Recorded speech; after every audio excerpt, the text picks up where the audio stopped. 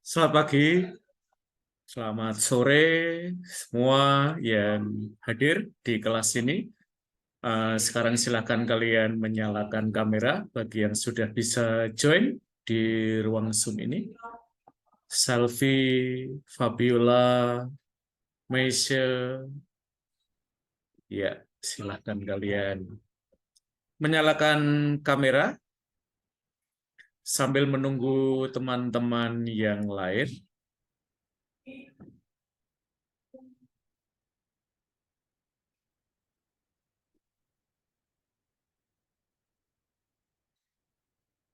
Sore ini kita akan membahas tema ketiga, pertemuan ketiga, agama dan sains pada era metaverse. Kita ingin berdialog dengan para figur lintas iman. Kita secara khusus akan menghadirkan beberapa video dari pemikir Muslim dan pemikir Katolik. Nanti teman-teman dari agama lain, kalian tentu boleh berbagi kalau kalian punya pandangan, terutama dari agama kalian yang belum kita inklusikan dalam diskusi ini. Kadang-kadang kesulitan kami adalah untuk mendapatkan dokumen terkait dengan agama kalian, meskipun kebanyakan dari kami tentu akademisi juga, tapi kadang-kadang kita nggak bisa mengakses ya sampai semua dokumen. Jadi nanti kalian boleh berbagi sebagai bagian dari komunitas Kristen ya, lalu juga Hindu, Buddha, keyakinan dan yang lain. Oke, rekan-rekan, kita akan bareng-bareng belajar tentang tema ini. Lalu sebagai pengumuman kecil untuk kalian, minggu depan kita tidak akan ada kuliah. Kuliahnya akan kita ganti nanti pada tanggal 10 Desember kita akan menyelenggarakan seminar yang akan menghadirkan satu penyair dari Jogja, yaitu Joko Pinurbo, dan seorang dosen dari Fakultas Ilmu Budaya UGM, Ahmad Munjid. Mereka bersedia untuk hadir ya secara hibrid. Mereka akan hadir secara luring di kampus kita. Nanti teman-teman yang tertarik untuk hadir silahkan daftar ya. Kita biasanya nanti diberikan kesempatan untuk 2 orang dari kalian boleh hadir ya. Dan tentu nanti ada door prize karena kita kedatangan penyair. Nanti saya kira door prize-nya buku ya, mungkin tanda tangan juga sama penyairnya. Oke, rekan-rekan, kita akan masuk dalam pembicaraan agama pada era metaverse, dialog dengan figur lintas iman. Untuk menyegarkan ingatan kita, pada pertemuan pertama kita menghadirkan Mark, CEO-nya Meta, dan beliau mengatakan bahwa metaverse adalah level baru immersion dan pengalaman. Jadi kita masuk dalam dunia sekarang ini secara lebih mendalam lagi, dan juga pengalaman kita ini baik pengalaman real maupun pengalaman virtual semakin intensif lagi kita alami. Dan mari kita ingat salah satu film yang kalian tonton minggu yang lalu, dan setelah ini saya akan tanya pada kalian, film yang kalian tonton minggu yang lalu, film yang mana, apa yang menarik dari film yang kalian tonton. What are you doing? Come on.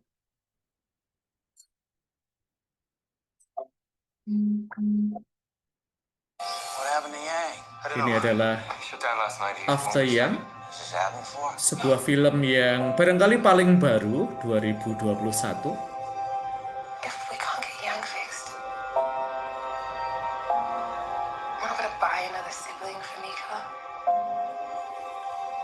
Sebuah film yang mengangkat keberadaan manusia robot di tengah-tengah keluarga,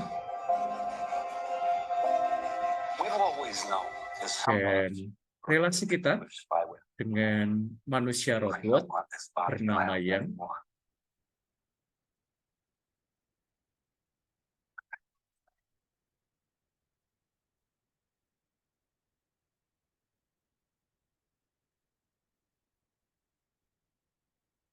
Dan pemain ciliknya adalah pemain Indonesia, jangan lupa. That's such a human thing to have, isn't it?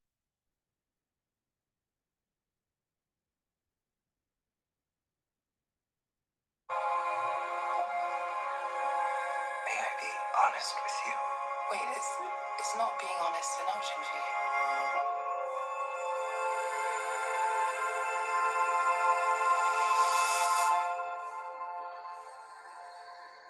Do you want him back? Of course I do. I want him back too. I just need a little more time. Ketika robot sudah menjadi bagian dari hidup kita, maka What are you watching? manusia menjadikannya sebagai bagian bahkan dari keluarga.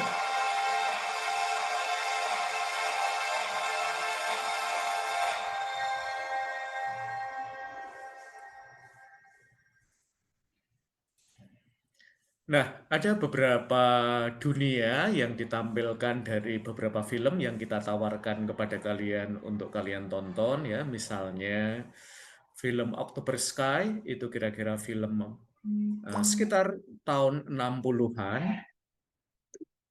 Ya, kita tunggu sebentar ya karena listrik di kampus kami mati. Lalu film yang kedua adalah X plus Y sama dengan Cinta. Nah, sebuah film yang menarik juga ya, terutama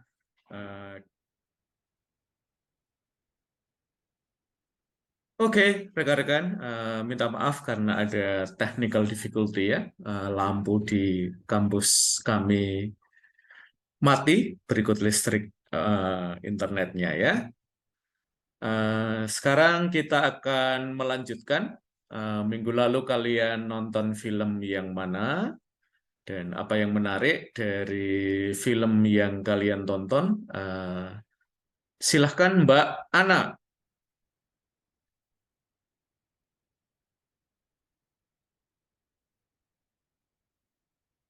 Silahkan Mbak Ana.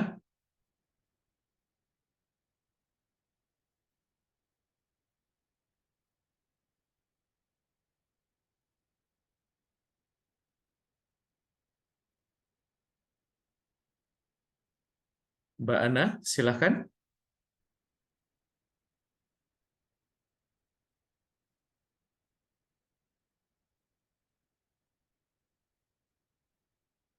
Oke, sambil menunggu Mbak Ana, kalau kamu ada persoalan sound, silahkan kamu menulis di chat ya, karena kalau nanti tidak ada respon dari kamu, mungkin saya akan put you in the waiting list ya, berarti kamu nggak bisa join kelas ini. Oke, kita akan ke Romo, maaf. Yani.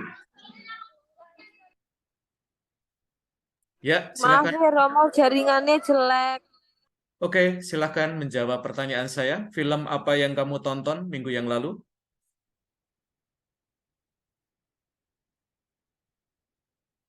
Theory of Everything. Oke, apa yang menarik dari film itu, Ana?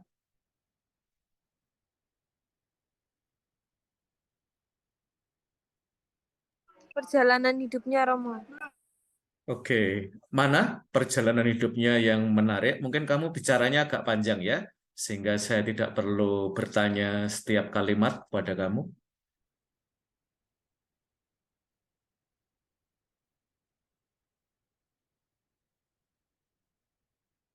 Silahkan, Mbak Ana. Dia mahasiswa yang punya penyakit, tapi terus berjuang. Nah, perjuangannya itu yang menarik. Oke, apakah ada kutipan, kata-kata yang menarik dari tokoh Stephen Hawking ya, karena Stephen Hawking itu menjadi salah satu ikon ya, terutama dari sisi sains dalam dialog dengan agama, dan bahkan dalam gereja Katolik itu beberapa paus itu berdialog ya dengan Stephen Hawking ya. Terakhir tentu Paus Fransiskus, Paus sebelumnya Paus Benediktus, juga Paus Yohanes Paulus II. Jadi Stephen Hawking ini hidup dalam beberapa era kepausan. Nanti saya juga perlu lihat ya bagaimana dialognya Stephen Hawking dengan pemimpin-pemimpin agama yang lain. Ada quote tertentu yang kamu ambil dari Stephen Hawking, terutama dalam hubungan antara agama dan sains, Ana? Lupa Romo. Oke, nanti bisa kamu cari ya. Kita ke Mbak Aulia.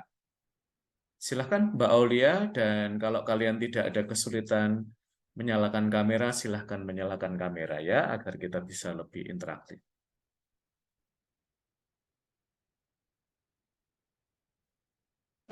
Iya, Romo. Silahkan.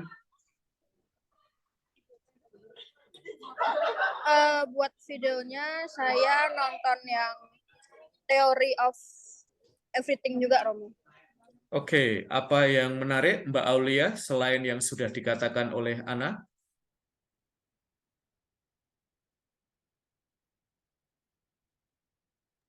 Maaf, Romo, soalnya putus-putus sinyalnya jelek. Gimana, Romo?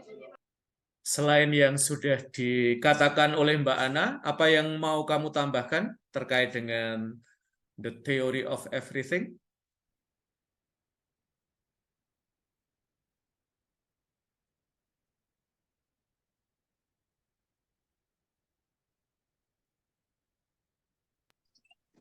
Dia tetap menyelesaikan teorinya tentang black hole. Oke, bisa kamu beritahu black hole itu apa, Mbak Aulia? Untuk teman-teman kamu yang barangkali tidak dari ilmu fisika dan juga ilmu alam yang lain.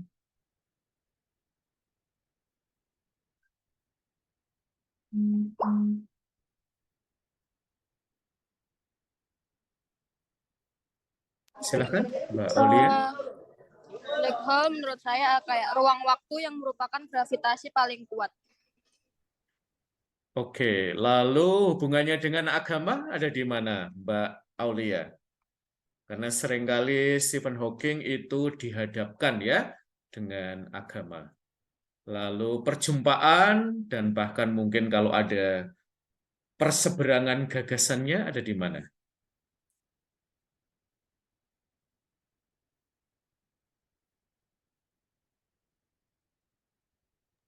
Maaf, Romo, putus-putus.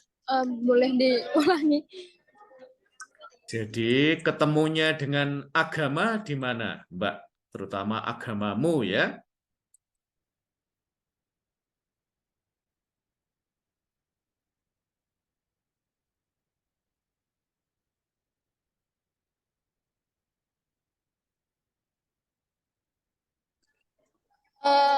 Kalau menurut saya kan si Stephen-nya ini kayak tidak percaya Tuhan gitu, Romo, kalau di dalam agama.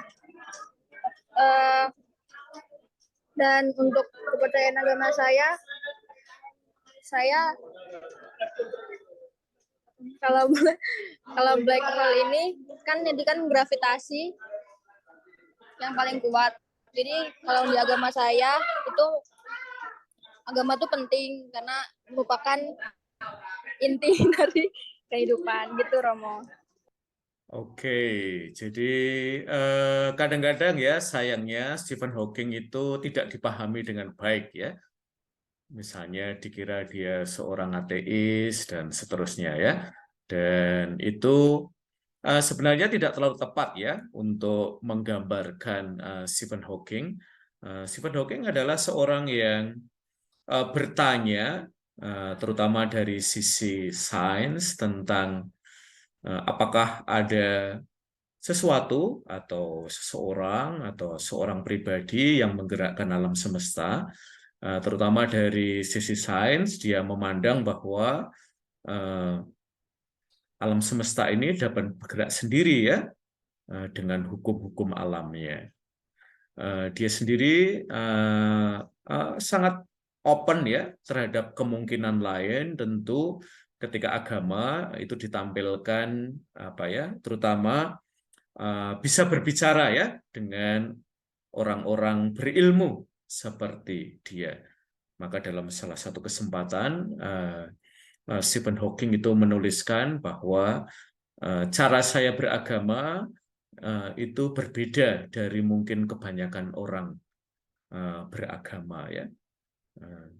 Jadi agama ditantang untuk bisa berbicara dengan orang-orang yang punya background keilmuan yang sangat kuat ya. Misalnya saya pernah di Amerika itu ketemu dengan sebuah keluarga, istrinya sangat aktif di persekutuan doa, acara-acara kerohanian, sementara suaminya nampak tidak menunjukkan ketertarikan pada kegiatan-kegiatan keagamaan ya. Tapi sebenarnya bukannya suaminya itu tidak tertarik pada hal-hal keagamaan, hanya dia merasa bahwa seringkali orang-orang beragama itu tidak memenuhi curiosity akademik dia ya. Jadi dia merasa bahwa agama seringkali sulit untuk diajak dialog. Maka waktu itu saya setelah acara doa itu ya, saya coba ngobrol dengan suaminya dan dia enjoy ketika menemukan bahwa wakil orang beragama tidak sekedar omong tentang iman dalam arti yang biasa gitu ya, tetapi bicara tentang iman pada orang yang bisa jadi challenge ya, iman itu terutama dari sisi sains. Nah, dalam arti itu ya, maka sikapnya Stephen Hawking barangkali lebih dekat ke mengambil sikap yang secara agama itu agnostik ya, daripada ateis atau istilah-istilah lain yang seringkali lebih menghakimi ya. Oke, terima kasih Mbak Aulia. Sekarang kita ke Mbak Ririn, Natalia Ririn. Silahkan Mbak Natalia Ririn, kamu. Ya, Romo. Yuk, kamu nonton film yang mana, Mbak Ririn? Saya nonton film After Yang, Romo. After Yang. Gimana? Tahan nonton filmnya sampai akhir? Karena filmnya lumayan slow ya. Tapi saya sih menikmati ya filmnya. Kalau Ririn, how do you like it, Mbak Ririn? Yang dari awal sampai akhir saya suka sih, Romo. Cuman alur filmnya memang agak susah ditebak gitu. Apa sih yang menceritakan film ini sebenarnya? Dan saya sedikit terkejut dengan ternyata ini film tentang robot, menceritakan tentang keluarga yang mengadopsi seorang anak dari Chinese yang juga sepasang suami istri ini kan mengadopsi anak yang dari Chinese, terus anak yang dari Chinese ini membutuhkan teman hidup juga, kayak saudara juga gitu kan, terus saudara dia ini adalah robot tersebut, dan pada suatu hari itu robot ini mengalami kerusakan dan tidak bisa menyala dan beroperasi lagi. Terus seorang anak yang yang benar-benar manusia yang satunya itu mengetahui kalau dirinya adalah anak yang diadopsi, dan seorang anak ini mengalami krisis identitas menurut film yang saya tonton itu. Dan keluarga tersebut, terutama bapaknya itu berusaha untuk menghidupi dan melakukan berbagai cara untuk menghidupi robot tersebut atau karakter yang tersebut. Gitu, Romo. Oke, kalau dari karakter ayah, karakter istrinya, karakter Meka, karakter Yang, terus temannya yang paling menarik buat Ririn yang mana sih? menurut kamu ya ketika nonton karakter-karakter itu ataukah ada percakapan tertentu yang kamu tertarik, Mbak Ririn? Dari karakter saya menyukai kekuatan cinta dari sepasang suami istri tersebut, di mana Hmm. cintanya mereka terhadap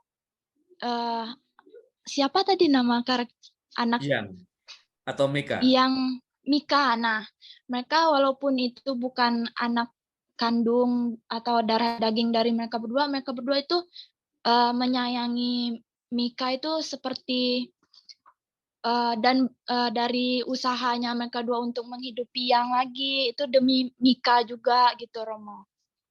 Oke, jadi saya kira keluarga masa depan akan semakin global ya. Misalnya di situ yang suaminya kulit putih ya, lalu Ya, istrinya African American ya, itu termasuk istimewa ya karena kulit putih dengan African American itu susah banget ya.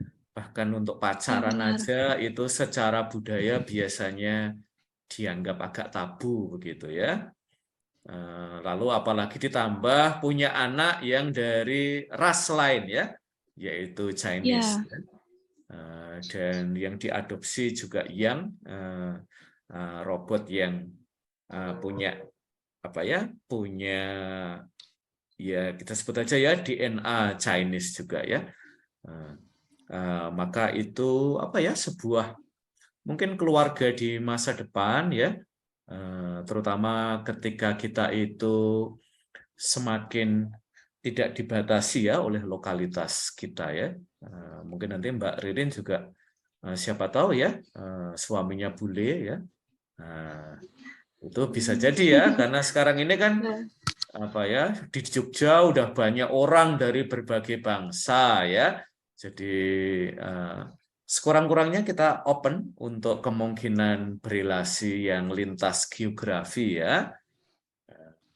Nah, sementara mungkin kita masih harus belajar ya untuk berteman, apalagi nanti mungkin punya teman dekat ya. Seseorang yang dari lain suku aja kadang-kadang belum sangat gampang ya. Nah, mungkin kalau kita sudah open, tetapi mungkin orang tua kita ya, kalau orang tua kita udah open, mungkin kakek nenek kita ya, mereka barangkali masih membayangkan ya kalau bisa itu nikah dengan orang sekampung ya.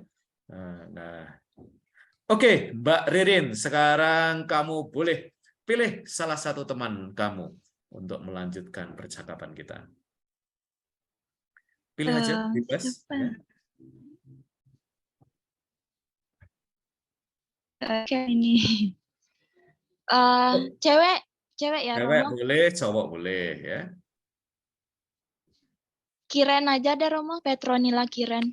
Oke, Mbak Petronila Kiren.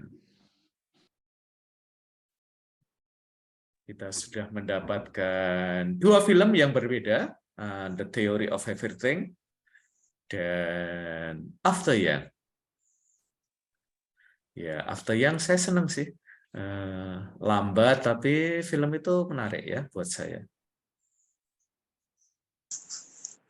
Sore Romo. Oke, Mbak Petronila Kiren. Kamu nonton film yang mana, Mbak Petronila Kiren? Kemarin saya nonton yang The Theory of Everything. Romo. Oke, apa sih yang menarik dari film itu, Mbak Petronila Kiren? Menurut saya yang menarik itu tentang perjuangan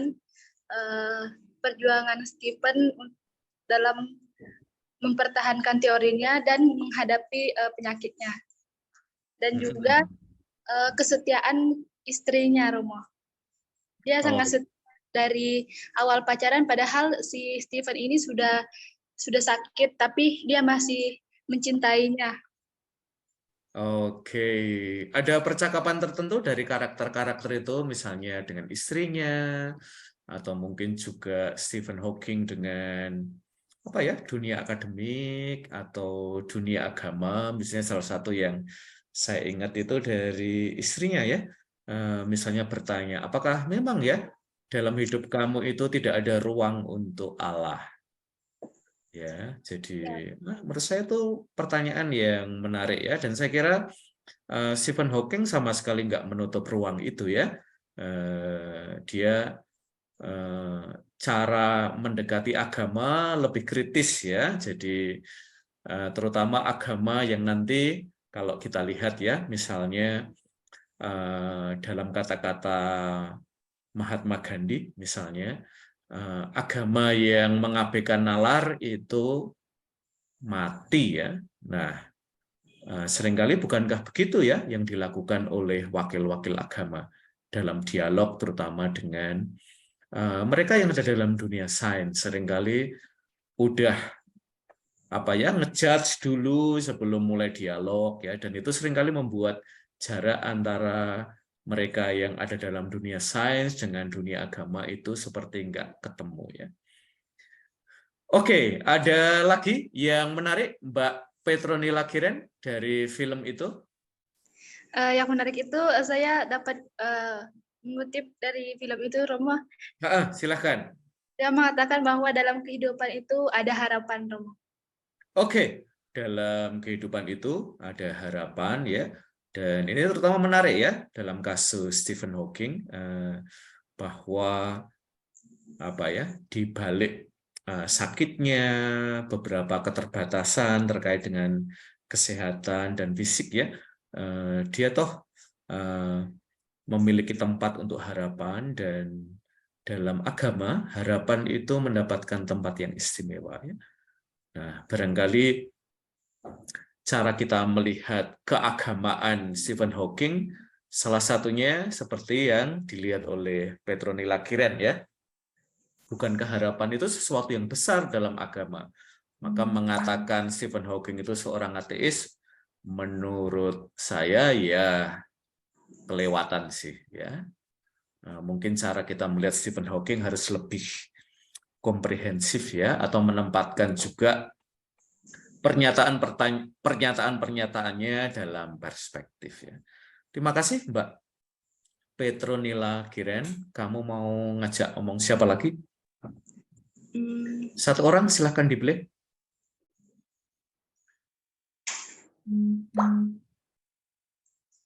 Messi aja, Romo. Messi. Oke, silahkan. Meisha Amelia. Iya, Romo. Oke, Meisha, kamu nonton film yang mana? After Yang. Oke, apa sih yang menarik buat Meisha setelah kamu nonton film itu? Tadi teman kamu sudah share ya, salah satunya yang menarik itu ini ya, kita itu berelasi lintas ras ya.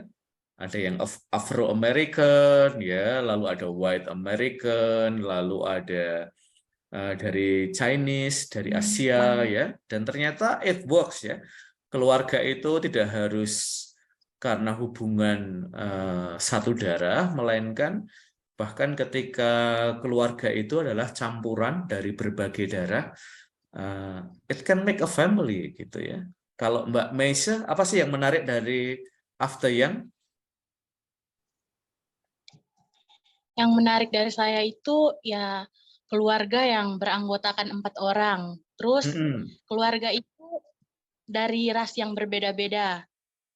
Terus ini dari salah satu di antara mereka itu robot, tapi kayak udah dianggap sebagai bagian dari keluarga mereka sendiri, Romo. Oke ya, bahkan kita sebut aja ya produk teknologi itu sudah menjadi part of the family ya, sudah menjadi bagian dari keluarga. Kalau Meisha sendiri setelah nonton film itu ada pertanyaan tertentu yang yang kamu punya ya, atau sesuatu yang mungkin masih mengganggu, ada nggak sih Mbak Meisha? Nggak ada, Romo. Oke deh. Nanti Mbak Meisha silahkan pilih salah satu temanmu ya. Kita akan lanjut dulu ke slide kita sore hari ini. Jadi teman-teman, kita mulai sharing tentang beragam dunia dari film-film itu ya. Tentu dari Stephen Hawking juga ada Theory of Everything. Masyarakat kita sekarang ini adalah masyarakat yang berpengetahuan, maka cara kita sebagai orang-orang beragama dalam dialog dengan teman-teman yang berpengetahuan juga perlu agama itu tampil bisa dipahami ya oleh rekan-rekan yang berpengetahuan. Karena kadang-kadang teman-teman yang berpengetahuan itu seringkali merasa terkucilkan ya dalam kehidupan beragama.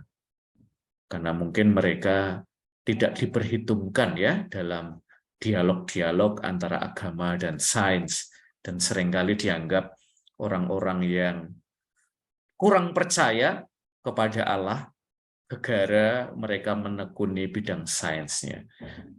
Maka sekarang ini kita akan belajar dari Haidar Bagir, seorang pemikir Muslim ya. Dia menulis buku bareng dengan salah satu teman saya, Mas Ulil Absar Abdallah, agama saintifik ya, dan juga sains religius.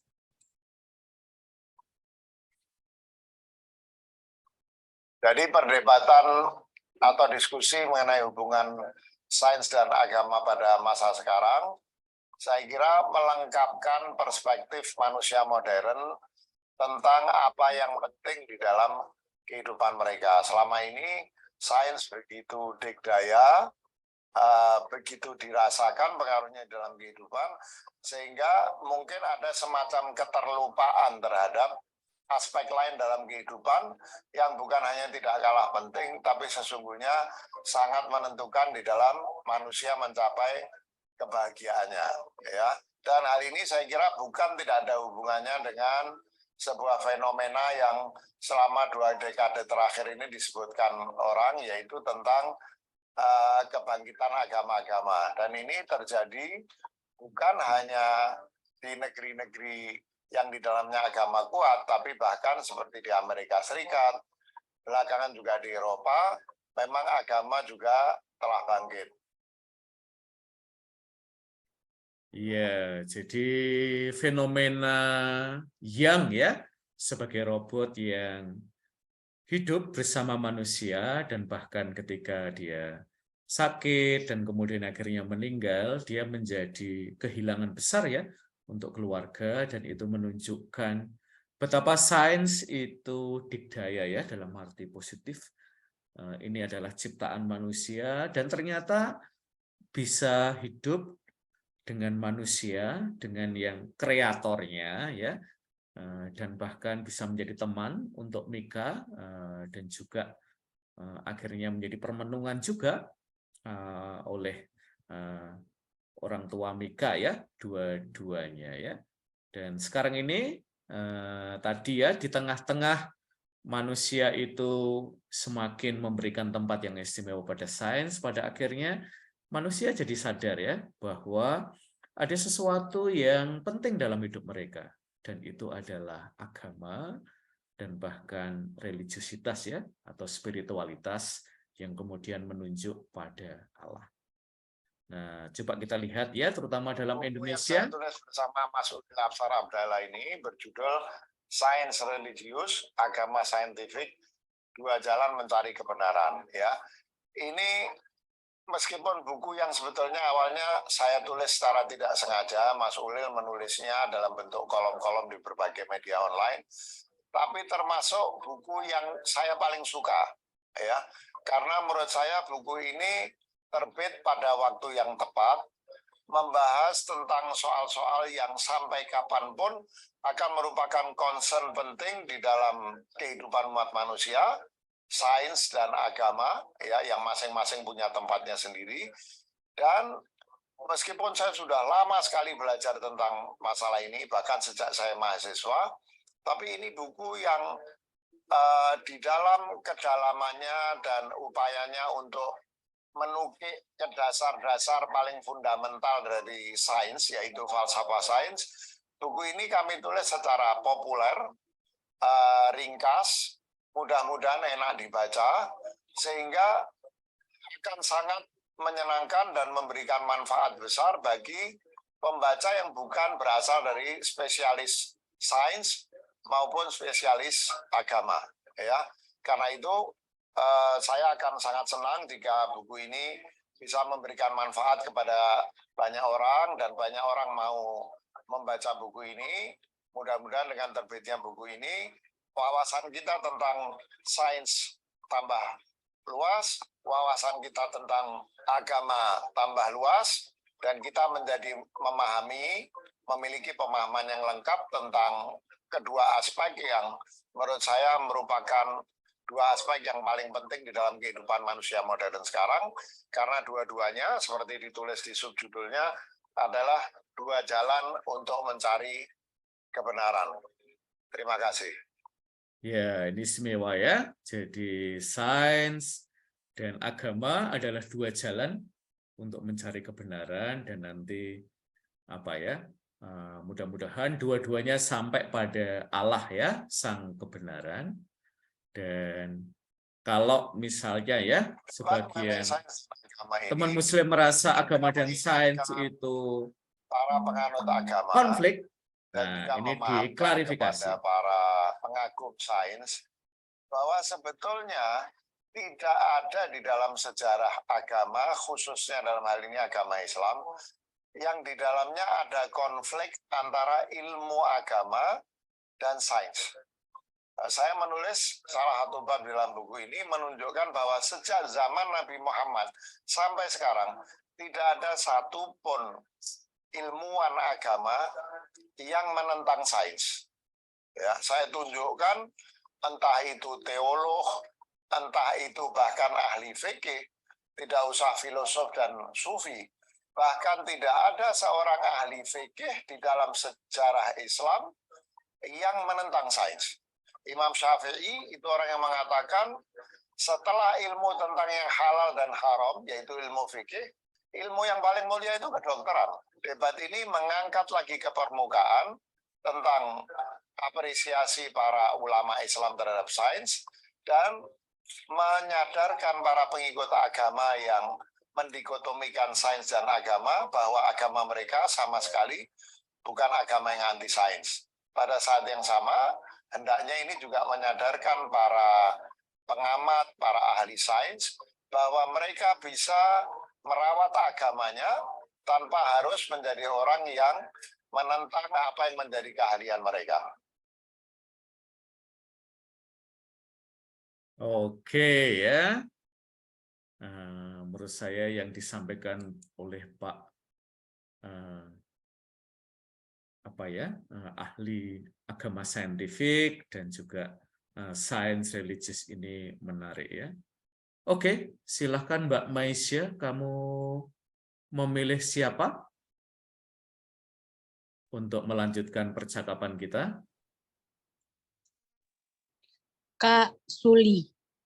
Oke, Suliani, silahkan menyalakan mikrofonnya. Kalau tidak ada halangan dengan kamera, silahkan juga menyalakan ya, biar saya tidak menjadi the one and the only di kelas ini yang menyalakan kamera ya. Oke, Mbak Suliani, kamu nonton film yang mana, Mbak Suliani? Saya menonton film X plus Y, Romo. Ya, itu film menarik juga loh. Ya, apa sih yang menarik? Film itu menurut saya banyak yang menarik ya, misalnya sisi anak yang trauma ya, secara psikologis setelah wafat bapaknya ya, dan kayaknya ibunya bekerja keras banget ya untuk merebut hati anaknya. Kayaknya sampai detik-detik filmnya mau selesai ya, kayaknya baru ya mereka itu kayak ketemu kliknya ya, ketemu titik temu. Kalau Mbak Suliani, bagaimana sih yang menarik ketika kamu nonton film itu? Ketika saya menonton film X and Y, yang paling menarik adalah seorang anak yang bernama Nathan ini. Kalau dilihat selain trauma, dia punya gangguan lain seperti dia tidak mau disentuh dan sebagainya, dan juga kalau makanan yang dia miliki itu tidak boleh kelebihan, harus sesuai dengan maunya dia. bentuknya Iya. bagaimana, terus harus dengan daging apa dan sebagainya. Karena di dalam filmnya dilihatkan bagaimana ketika ibunya memesankan makanan untuk dia. Dan ketika sampai, makanan itu kan harus dalam kondisi utuh. Kalau berantakan dia akan marah dan Iya. sebagainya. Jadi untuk ibunya adalah sebuah tekanan, dan untuk si Nathan juga sangat sulit untuk dia menghadapi dunia. Untuk bertemu orang baru juga sulit, tapi hal yang menarik adalah bagaimana ketika dia mulai pergi ke Cina, dia jauh dari ibunya dan juga dia mengalami banyak hal baru di sana. Jadi dia harus mulai untuk bisa berkomunikasi dengan orang-orang di sekelilingnya, khususnya ada satu perempuan yang disekelompokkan dengan dia di bagian paling awal. Jadi dia mulai untuk berbicara. Anak perempuan ini cukup mengerti dengan keberadaan si Nathan. Hingga akhirnya ya dengan kedekatan mereka, Nathan mulai punya rasa cinta sama dengan anak ini, dan itu yang mengubah dia. Dia mulai mempertanyakan kenapa ketika dia bersama dengan anak ini, dia merasa seperti dia punya pola pikir yang berbeda, sedangkan ketika dia sendiri, dia punya pola pikir yang berbeda. Dan hal itu benar-benar terbukti ketika dia ditinggalkan oleh temannya, dan dia merasa kacau dalam waktu mereka harus mengikuti Olimpiade Matematika, sehingga dia kabur, dan akhirnya ibunya masih dengan sabar untuk menemani dia bertanya. Dia memiliki beberapa pertanyaan di dalam otaknya, kenapa ayahnya harus meninggal, kenapa harus pergi meninggalkan mereka. Ibunya juga sebenarnya tidak bisa menjelaskan, dan dia juga menanyakan pertanyaan tadi, kenapa ketika dia berada dengan temannya tadi, dia merasa pola pikirnya berbeda, ada perasaan yang berbeda. Tapi di bagian akhir menunjukkan bagaimana perubahan dari si Nathan yang sudah mengenal namanya cinta, jadi dia udah bisa lebih dekat dengan ibunya. Dia bahkan mau memeluk dan menggenggam tangan ibunya, dan mereka bersama-sama mengejar temannya tadi ke stasiun kereta. Jadi cukup menarik bagaimana dari orang yang begitu, mungkin zaman sekarang kita kenal begitu introvert, tidak mau disentuh dan sebagainya, tapi akhirnya dia bisa diubahkan dengan cinta itu. Dia bisa berubah, dan dia bahkan bisa menerima ibunya yang selama ini padahal serumah tapi seperti musuh. Begitu, Romo. Oke ya, salah satu pertanyaan yang diajukan adalah apakah ada ya rumus cinta itu ya, dan film itu menjawab ya pelan-pelan ya, dan seperti tadi Suliani sampaikan ya, ada beberapa pertanyaan hidup yang kita nggak punya rumus ya untuk menjawabnya. Misalnya mengapa ayah yang dia kasihi itu meninggal secara tragis ya dalam sebuah kecelakaan mobil ya. Kalau Mbak Suliani nih, kamu kan kurang lebih ya dalam arti tentu ya seusia Nathan ya, secara sains, keilmuan, apalagi bidang khusus ya, prodi yang kamu pelajari pasti memberi banyak pengetahuan lah. Kalau Mbak Suliani sendiri, kamu punya pertanyaan tertentu nggak sih yang mungkin mirip ya yang dimiliki oleh Nathan, dan kamu sampai sekarang ini belum ketemu jawabannya ya? Dan mungkin juga hingga akhir hidupmu ya, pertanyaan itu barangkali kita jawab dikit-dikit ya, tapi nggak pernah dapat jawaban yang final banget gitu ya. Ada nggak sih Mbak Suliani kalau sejauh ini ya, mungkin peristiwa-peristiwa hidup kamu ya, kalau Nathan kan misalnya apa ya, kematian tragis bapaknya ini kan mengajukan pertanyaan ya pada dia ya. Nah, kalau Mbak Suliani sendiri sampai usia kayak gini, ada nggak sih pertanyaan yang menurut kamu susah banget sih jawabnya gitu? Kalau untuk saya sendiri, kalau kemungkinan dibilang tidak bisa dijawab seumur hidup sih tidak ya, Romo. Tapi kalau untuk yang mungkin sering saya tanyakan ya, saya mengalami hal yang sama seperti Nathan ya, kehilangan ayah saya di usia saya masih sangat kecil, usia saya masih 4 waktu itu. Oke. Jadi dulu sering ada pertanyaan kayak, kenapa sih ayah saya lebih duluan dipanggil oleh Tuhan. Kenapa tidak tunggu sampai saya sudah besar, saya bisa membuat dia senang dan sebagainya. Kenapa seperti tidak memberikan saya kesempatan untuk saya bisa membahagiakan dia. Banyak pertanyaan seperti itu yang saya miliki. Tapi seiring berjalannya waktu dalam kehidupan ya saya belajar untuk mengerti bagaimana bahwa setiap orang itu sudah Tuhan tentukan jalan kehidupannya. Dan mungkin Tuhan lebih duluan memanggil ya, Tuhan lebih sayang kepada ayah saya. Oke, kalau pada usia-usia awal ya, Suliani, kamu pernah tanya itu pada ibu kamu enggak? Dan ibu kamu jawabnya gimana, Mbak Suliani? Ketika kamu merasa saya nggak bisa jawaban ini, ibu kamu yang juga kehilangan sosok yang ia kasihi, dia jawabnya gimana sih, Mbak Suliani, untuk seseorang yang katakanlah ibu kamu menyesuaikan ya dengan kemampuan kamu untuk menangkap mungkin tragedi yang gede banget ya dalam hidup keluargamu, juga dalam hidup kamu. Ibu kamu memberi jawabannya gimana, Mbak Suliani? Karena tidak sampai setahun setelah ayah saya meninggal, saya dimasukkan ke dalam sebuah yayasan. Jadi saya hanya pernah bertanya di awal maksudnya di hari ketika ayah saya meninggal, saya hanya bertanya, Bapak kenapa? Saya bertanya begitu. Terus mama saya bilang, dia tidur, pergi selamanya, tidak ikut kita lagi. Kenapa? Saya bilang kalau tidur bisa bangun. Karena memang mama juga kesulitan mencari kata untuk dijelaskan kepada saya. Jadi dia bilang, setelah ini Bapak tidak bisa sama-sama dengan kita. Bapak sudah, kalau di bahasa saya sebenarnya meninggal. Bapak sudah meninggal ya dalam bahasa Indonesianya. Dalam bahasa saya, mama bilang Bapak sudah mati. Oh, saya bilang, memang kalau mati tidak bisa bangun lagi. Masih banyak pertanyaan seperti itu, tidak mengerti. Terus mama bilang tidak bisa. Begitu, Romo. Terima kasih Mbak Suliani atas sharingnya. Kalau pertanyaan itu sekarang menurut Mbak Suliani ya, udah terjawab dengan baik atau masih menyisakan sesuatu yang ya mungkin saya perlu lebih bersabar ya. Memang ini pertanyaan yang gede banget ya. Kalau kita ingat misalnya salah satu kutipannya dari Marcella FP ya di bukunya NKCTHI itu ya. Tidak semua pertanyaan harus ada jawabannya sekarang ya. Dan mungkin itu juga berlaku buat Mbak Suliani ya, ketika ayah kamu pas wafat ya dan kamu berada di sisi jenazahnya ibu kamu ya, mengatakan saya kira sangat sederhana tapi juga mendalam ya buat saya. Ayah kamu tidur tidak dapat bangun lagi ya, buat mama kamu ya, mungkin itu juga sebuah pengalaman yang menjadikan dia speechless ya.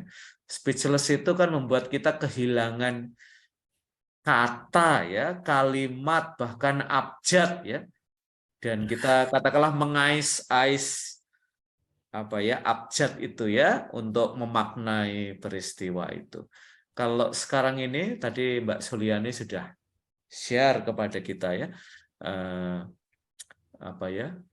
beberapa jawaban ya yang kita juga pada momen-momen tertentu kita dengar ya, misalnya ya Tuhan mengasihi Bapak gitu ya, dan karena itu dia memanggil Bapak lebih dini daripada yang saya mau gitu ya.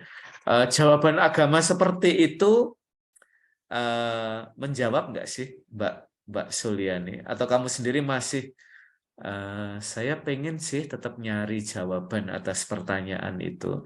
Jadi ini ya, kan agama itu kadang-kadang jeleknya ya adalah memberikan jawaban yang sudah siap jadi gitu ya. Apapun pertanyaannya, misalnya kematian gitu ya, agama itu ya berusaha menjawab pertanyaan itu ya. Cuman tidak semua jawaban ternyata cocok ya untuk pengalaman kita.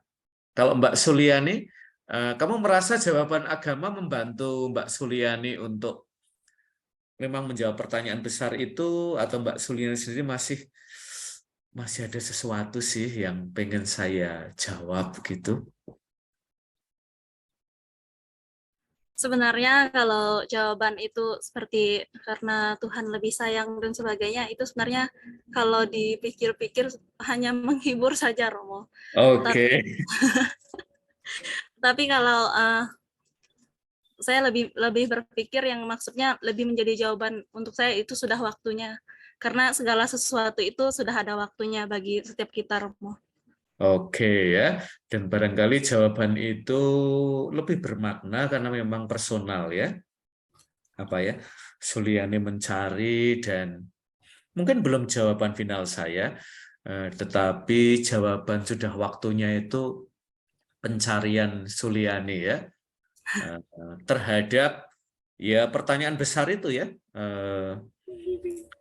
dan mungkin nanti juga teman-teman bisa share ya, pertanyaan besar apa yang mungkin masih menjadi pertanyaan ya, dan kita memberikan waktu ya buat kalian untuk search for the answer ya, sekurang-kurangnya search for possible answers ya. Jadi mungkin jawabannya adalah mungkin, tapi sekurang-kurangnya jawaban mungkin ini adalah pencarian saya, bukan jawaban yang disodorkan kepada saya untuk kemudian oke, pertanyaannya itu jawabannya itu ya. Saya kira nggak sesimpel itu ya. Dan mungkin dalam arti ini ya, nanti agama perlu belajar ya juga dari teman-teman, misalnya nanti dari psikologi atau bimbingan konseling atau dari ilmu-ilmu yang dekat ya ketika kita berhadapan dengan soal-soal besar itu dalam hidup. Oke, terima kasih Mbak Suliani atas sharingnya. Saya kira ini sharing yang sangat bagus ya teman-teman. Ternyata diskusi kita tentang agama dan sains bisa masuk ya ke ruang-ruang yang sangat pribadi itu, dan jawaban yang nampaknya simpel ya, sudah waktunya ya, itu buat Mbak Suliani ini jawaban yang saya cari-cari loh bertahun-tahun ya, sampai akhirnya saya nemu ya jawaban yang mungkin belum final, tapi menurut saya jawaban ini lebih menjawab ya pertanyaan saya. Nah, setelah ini nanti Mbak Suliani silahkan mencari salah satu temanmu ya. Nah, teman-teman, ini adalah kalau dari teman-teman Buddha,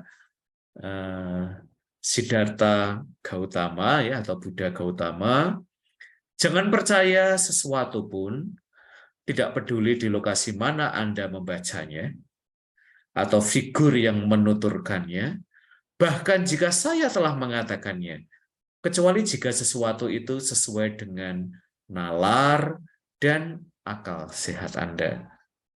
Seperti tadi ya, dikatakan oleh Pak Haidar Bagir, bahwa baik agama maupun sains sebenarnya menawarkan dua jalan ya, dan jalan itu sama-sama menuju pada kebenaran ya. Dan dari sisi agama, Siddhartha Gautama itu memberikan tempat yang istimewa ya pada rasio, pada akal budi. Dan ini kalau misalnya dari teman-teman yang Kristiani ya, kekuatan paling mulia yang dimiliki manusia adalah akal budi. Jadi mengakui bahwa akal budi itu punya tempat istimewa dalam hidup manusia. Dan kalau kita mencari tujuan tertinggi dari akal budi adalah pengenalan akan Allah ya.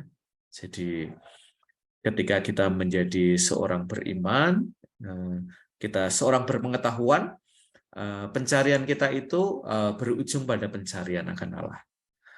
Lalu Blaise Pascal, tentu kalian tahu ya, juga dari dunia sains, mengatakan hal yang serupa, bahwa orang harus mengenal manusia dan hal manusiawi agar dapat mencintainya. Orang harus mencintai Allah dan hal ilahi agar dapat mengenalnya ya. Jadi dari sisi sains menyadari bahwa pengenalan akal Allah itu menjadi sangat istimewa. Juga dari sisi kaum beriman memberikan tempat yang istimewa pada sains ya. Dan ini digarisbawahi oleh Gandhi. Iman harus ditegakkan nalar, ketika menjadi buta, iman mati. Maka Michael Straczynski itu mengatakan bahwa iman dan nalar, ya, faith and reason adalah seperti sepasang sepatu di kaki-kaki kita. Tentu kita bisa jalan dengan satu sepatu dan yang lain telanjang kaki, tapi biasanya kalau kita dalam posisi itu, jalan kita nggak akan terlalu jauh. Dia merasa untuk dapat bisa berjalan jauh, baik sains dan nalar itu perlu kita pakai bareng, ya, seperti kita memakai sepatu. Maka kemudian Paus Yohanes Paulus II juga bicara, iman dan nalar itu seperti dua sayap.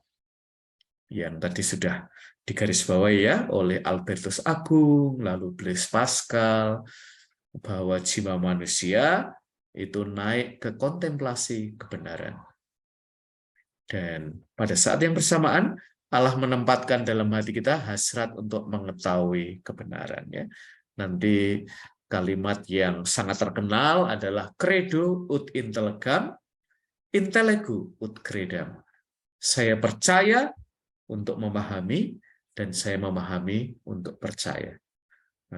Maka gambar dari Stephen Hawking ini istimewa sekali, ya, karena seseorang dari dunia sains mengundang agama untuk berdialog secara mendalam, ya, sehingga kemudian Paus Yohanes Paulus II, Paus Fransiskus, Paus Benediktus dari sisi agama Katolik, Mahatma Gandhi, ya, Siddhartha Gautama, tidak pernah berbicara agama terpisah dari sains atau sains terpisah dari Allah.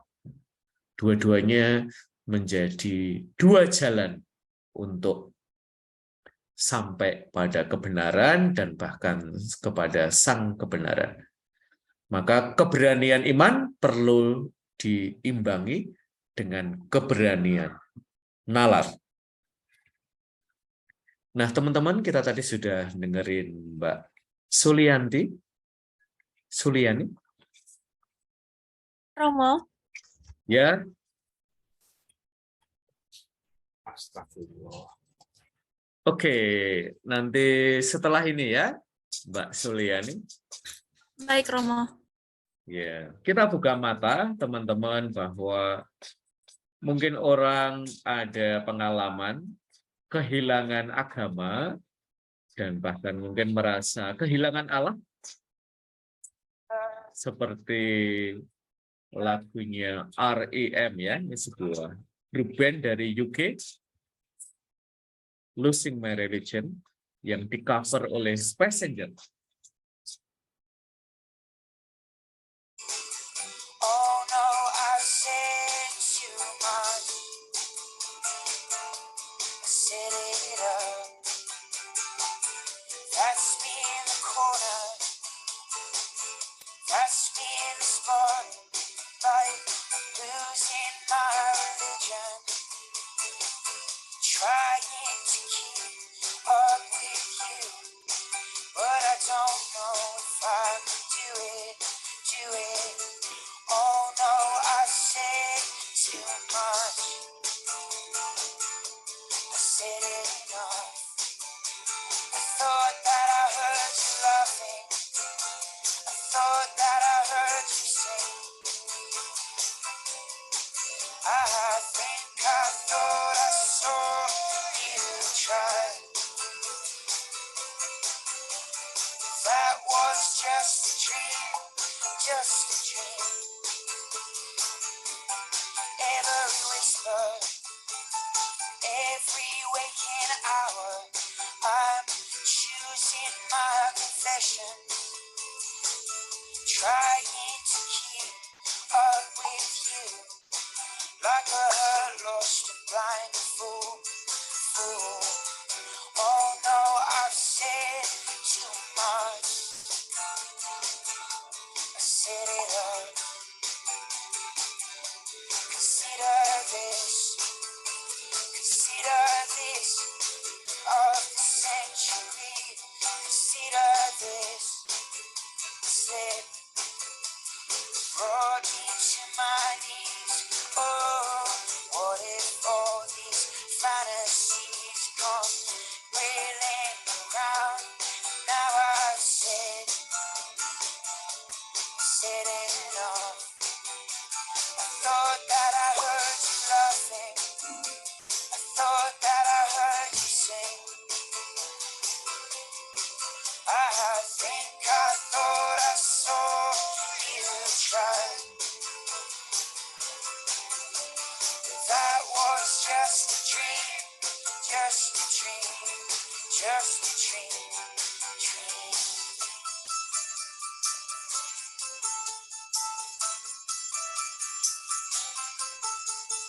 That was just a dream. That was just a dream. That's me in a corner. That's me in the spotlight. I'm losing my religion. Trying to keep up with you, but I don't know if I can do it. Oh no, I've said too much. I haven't said enough. I thought that I heard you laughing. I thought that I heard you sing. I think I thought I saw you try. That was just a dream. Try, cry, why do you try? That was just a dream. Just a dream. Just a dream.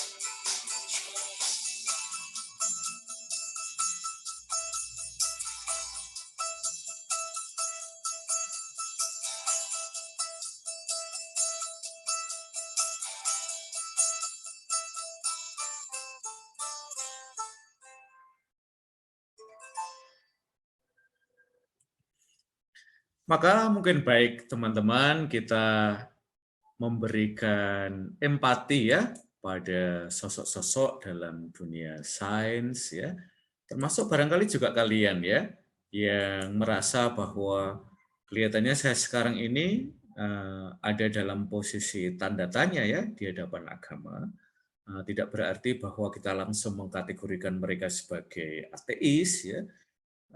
Mungkin baik ya kita mencari istilah yang lebih positif untuk mereka. Misalnya salah satu istilahnya adalah pencari Allah, dan itu seringkali melibatkan adventure ya, yang tidak gampang.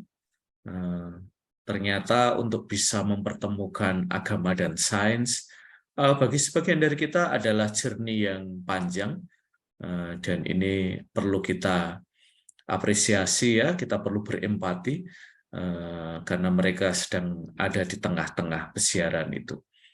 Oke, Mbak Suliani, silahkan memilih siapa teman kamu yang kamu ingin ikut berbagi di kelas kita sore hari ini.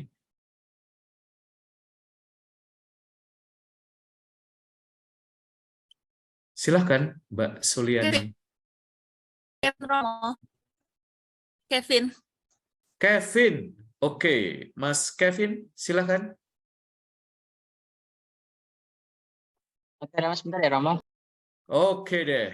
Ya. Aku connect ke headphone dulu. Oke. Pertanyaannya masih sama ya. Untuk Kevin dan teman-teman lain, kalian bisa share pengalaman kalian nonton salah satu film ya. Juga tentu boleh kalau kalian mau share juga ya journey pribadi kalian seperti yang tadi sudah di-sharingkan oleh Mbak Suliani, bahwa saya sedang dalam pencarian akan Allah ya. Justru dari seseorang yang sekarang ini sangat serius dalam dunia sains ya, dalam bidang ilmu yang sekarang saya tekuni, barangkali itu juga mengajukan pertanyaan-pertanyaan yang complicated terkait dengan ketuhanan ya. Nah, ini juga bisa kalian bagi kepada kita. Siapa tahu ya ada dari teman-teman kamu yang bisa memberikan tanggapan ya. Kita open terhadap itu ya. Kevin, sudah siap? Halo, bisa kedengeran nggak, Romo? Oke, kedengeran. Agak keras sedikit ya, Kevin ya. Yang setelah menonton film After Yang itu apa namanya, dalam suatu keluarga itu kan dia punya anak yang adalah manusia robot gitu. Nah itu bahwa yang saya tarik itu kayak kita harus menerima orang-orang di sekitar kita, terutama keluarga kita, walaupun mereka itu berbeda gitu. Gitu, Rom. Ya, menurut Kevin, apakah kita itu lebih open, misalnya di dalam keluarga ada keberagaman, atau kamu sendiri masih merasa bahwa kita belum sangat open seperti dalam keluarga itu?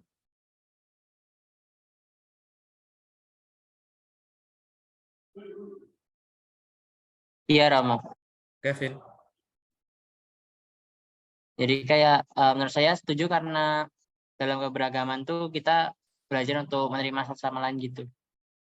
Dan memandang seseorang tuh bukan dari seperti reputasi mereka, tetapi dari kepribadian mereka gitu. Oke, kalau dari kamu punya nggak sih teks dalam agama kamu ya, sehingga kita itu lebih pluralis ya, kita lebih bisa open ya terhadap kehadiran yang lain, termasuk misalnya fenomena robot ini kan juga sesuatu yang nggak akan jauh loh dari hidup kita ya.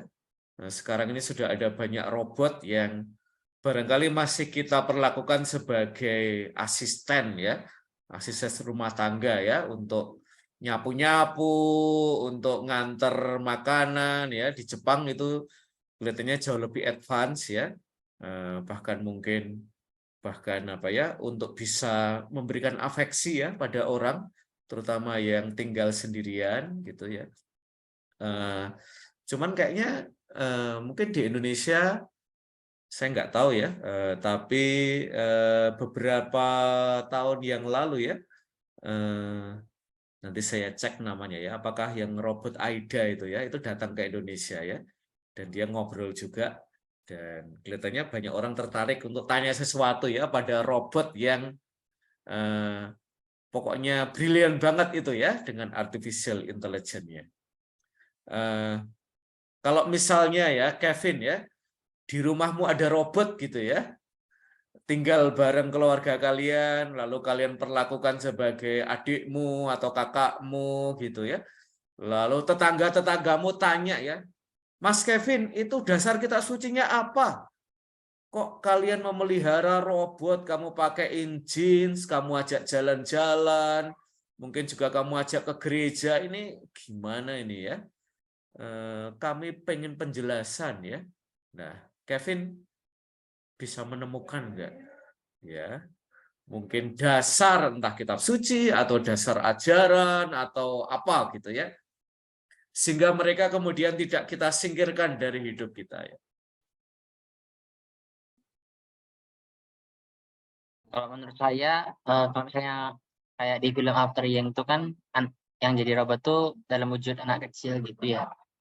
Kalau menurut saya, karena kan kalau ada masa kini belum umum kalau merawat misalnya anak atau keluarga dalam bentuk robot gitu. Jadi menurut saya sih masih kayak baik-baik aja. Tapi kalau misalnya robotnya tuh biasanya untuk lebih bermanfaat bagi kita, misalnya kan kayak robot yang bisa membantu rumah tangga pekerjaan rumah tangga gitu. Menurut saya itu gimana ya? Menurut saya walaupun kan kalau dalam agama itu walaupun robot itu juga buatan manusia, bukan makhluk buatan Tuhan, tapi kalau di sini tuh konteksnya lebih ke kayak membantu pekerjaan manusia itu sendiri gitu. Karena Tuhan kan juga menganugerahkan kita kayak akal dan budi, dan sehingga kita dari akal dan budi dari Tuhan itu kita juga dapat membuat robot itu gitu. Oke, jadi Allah itu menciptakan akal budi sebagai yang baik ya, maka hasil dari kreasi akal budi itu ya pantas kita apresiasi juga ya. Maka kemudian manusia menjadi co-kreator ya, tidak ingin menyaingi Allah sebagai kreator, tetapi Allah menanamkan di dalam diri kita ya kemampuan sehingga keberadaan mereka itu membantu hidup kita ya, dan bahkan mungkin bagi beberapa keluarga ya, terutama ketika robot itu semakin mendekati ya manusia ya, bisa memberikan perhatian ya, ada afeksinya ya, sehingga Mika itu hidupnya jadi lebih kaya ya karena perjumpaan dengan Yang ya, dan bahkan juga ayahnya, ibunya, ya. Nah, maka ketika yang itu dalam sebuah itu apa ya, kayak dance bareng gitu ya, tiba-tiba rusak ya, kehilangan banget ya. Oke, terima kasih Kevin. Kamu silahkan nanti pilih salah satu temanmu ya. Nah, teman-teman, ini adalah perkembangan terakhir yang coba dilakukan oleh agama ya. Dalam beberapa dokumen, misalnya dalam agama Katolik ya. Iman mendorong ilmuwan-ilmuwati agar tetap senantiasa terbuka pada realitas dalam segala kekayaannya yang tak terbatas ya. Justru agama mendorong ya eksplorasi sains. Nah, nanti teman-teman yang FST, termasuk nanti juga teman-teman dari ilmu-ilmu yang lain ya. Agama itu tidak membatasi eksplorasi keilmuan kita, dan pada saat yang bersamaan ya, dari sisi agama, orang-orang beragama itu bukan orang yang angkuh, karena kita menyadari sebagaimana tadi disampaikan oleh Haidar Bagir bahwa baik sains maupun agama merupakan jalan-jalan menuju kebenaran, dan di sini oleh Paus Fransiskus disampaikan dalam kalimat yang lain, kebenaran menuntun seseorang yang beriman pada kerendahan hati, dan kebenaran itu memeluk dan memiliki kita ya. Sehingga senantiasa sikap kita adalah rendah hati dan bukan angkuh ya, baik dari sisi agama maupun dari sisi sains. Welcome to the Church of England. Ini adalah salah satu usaha agama untuk merengkuh perkembangan sains ya. Salah satunya adalah di Kyoto, Jepang, terutama untuk orang-orang muda yang sangat dekat dengan dunia IT, dunia digital. Ternyata pengetahuan-pengetahuan akan agama itu bisa disimpan ya dalam memori robot. Dan beliau menyampaikan ya, itu keterbatasan manusia. Meskipun memori kita itu sangat bagus, tetapi kita harus menyadari ya, ada keterbatasannya.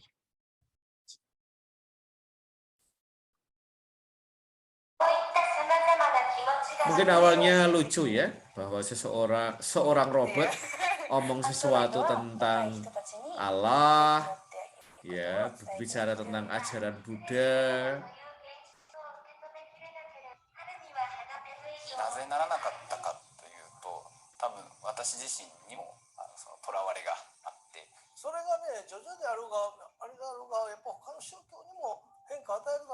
Dan bahkan di sini pemimpin agamanya terbuka ya, bahwa artificial intelligence itu bisa mengubah sesuatu dalam agama.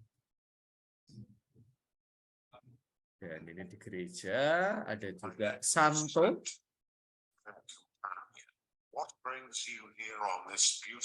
Sama ya dengan Minder. Jadi memberikan pengetahuan-pengetahuan yang berguna untuk orang-orang yang berziarah, yang searching ya for answer dalam hidup mereka, mencari jawaban atas pertanyaan-pertanyaan hidup mereka. Mają kontakt z nami, a w tej chwili, że nie do końca miałam rację, że czasami nam pomaga swoje myślenie skierować na właściwe tory. Dan dengan artificial intelligence ya, pengetahuan-pengetahuan tentang agama itu disimpan ya dalam robot. Dan you're not asking where the closest restaurant is. You're asking about spiritual things. So he's helping you finding the own answer. Santo, tell me about resurrection, please. Let us pray.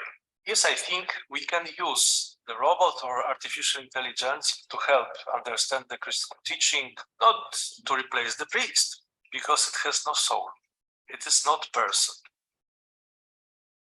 So we've got to be careful we don't trust AI too soon. AI can quite frequently be artificially stupid rather than artificially intelligent.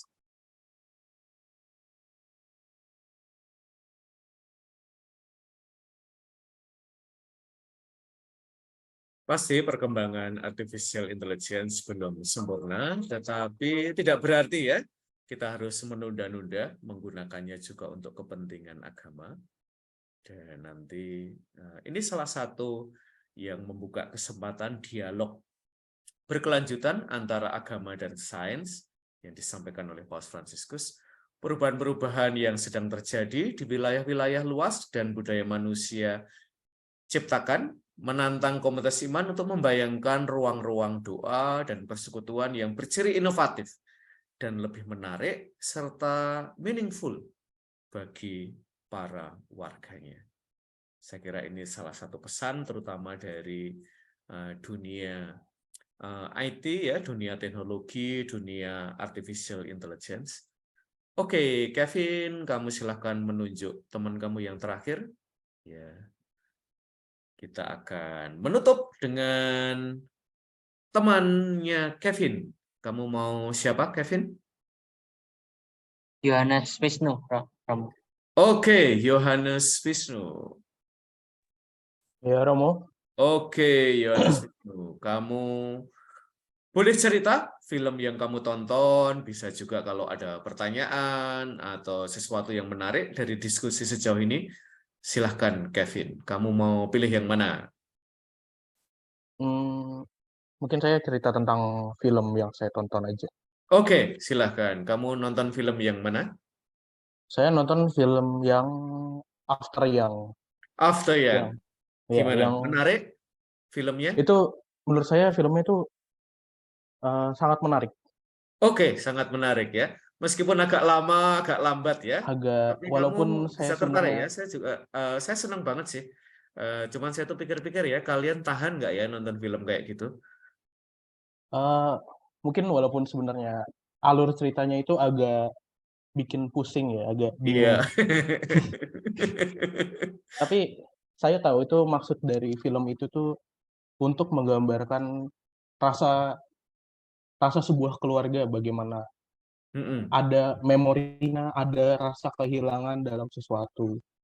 Khususnya kan yang siang ini kan mengalami kerusakan, dia nggak bisa diperbaiki, yang dimana siang ini itu sudah dianggap sebagai keluarganya. Bahkan si ayahnya ini sampai berusaha untuk memperbaiki yang demi kebaikan. Nggak cuma kebaikan si yang aja, tapi kebaikan anaknya satu lagi yang si Mika itu. Itu, Romo. Oke, menurut kamu momen apa ya, scene atau adegan mana sih yang menurut kamu in banget ya waktu nontonnya dari film After Yang itu? Saya sebenarnya filmnya itu ada beberapa bagian yang saya skip karena nggak tahu kenapa, tapi saya ingat di bagian terakhir itu yang mereka nyanyi kalau nggak salah. Saya lupa itu lagunya kayak gimana, cuma saya ingat mereka nyanyi. Mengapa bagian itu menurut kamu menarik, Wisnu? Karena setelah saya cari tahu lagi, lagu yang dinyanyiinnya itu merupakan lagu yang paling disukai sama Yang itu. Jadi menurut saya itu merupakan apa ya, membuat orang yang pergi dan itu menjadi lebih tenang gitu. Oke, Atau ya, dan sebaliknya juga. Jadi memang simbolik ya. Jadi apa dengan menyanyi itu lalu dari pihak keluarga yang ditinggalkan, barangkali ini juga untuk momen untuk let go ya, pribadi yang mereka kasihi pada saat yang bersamaan juga tidak sekedar let go ya, tapi memberikan kedamaian kekal ya untuk pribadi itu yang tidak sekedar mereka memiliki robot ya, tetapi mereka memiliki apa ya, pribadi yang sudah menjadi bagian dari hidup mereka ya. Jadi humanoid ya, jadi ya setengah robot, setengah manusia ya. Oke, terima kasih Wisnu atas sharingnya. Rekan-rekan, minggu pertama kita udah bicara tentang dataisme ya sebagai agama baru yang dikatakan oleh Yuval Noah Harari untuk menyadarkan kita bahwa kita sekarang ini hidup di era big data ya, dan sekarang ini data menjadi bagian yang sangat penting dalam hidup kita. Bahkan kita diundang untuk melihat bahwa kehidupan sehari-hari kita itu sangat dikelola oleh algoritma ya, dan saya kira ini pengalaman kita dan telah menjadi semacam agama baru ya, dan ini menyadarkan kita bahwa hubungan antara agama dan sains itu perlu kita lakukan terus-menerus, dialog yang senantiasa terbarukan, dan mudah-mudahan sebagaimana disampaikan oleh Haidar Bakir bahwa baik sains yang paling maju juga agama yang sangat kita peluk itu menjadi jalan-jalan yang menghantar kita pada kebenaran dan bahkan sang kebenaran. Dan dengan demikian kita akhiri diskusi kita untuk tema yang ketiga, agama dan sains pada era big data, pada era metaverse, dan kita akan beranjak ke tema yang terakhir, teman-teman. Minggu depan kita tidak ada kelas Zoom ya, karena nanti akan kita pindah pada Sabtu terakhir sebelum kita memasuki ujian akhir ya. Kita akan ketemu lagi berarti 3 minggu lagi ya, karena minggu depannya lagi kalian akan menonton film yang kita rekomendasikan bertema agama dan kebangsaan. Nanti saya coba cari film yang relatable dengan hidup kalian ya. Tidak selalu gampang memilih tema, mencari film ya yang ada hubungannya agama dan kebangsaan, tapi kita coba cari mudah-mudahan film yang baru juga ya buat kalian. Akhirnya terima kasih untuk sharing-sharing kalian, juga kalian yang berusaha untuk terkoneksi meskipun hujan deras, sinyal lemah, kuota habis, dan seterusnya. Terima kasih semuanya dan selamat sore. Terima kasih Romo. Oke. Baik Romo, Sama-sama terima kasih. ya. Selamat sore. Terima kasih, Romo. Selamat sore. Salam. Yuk.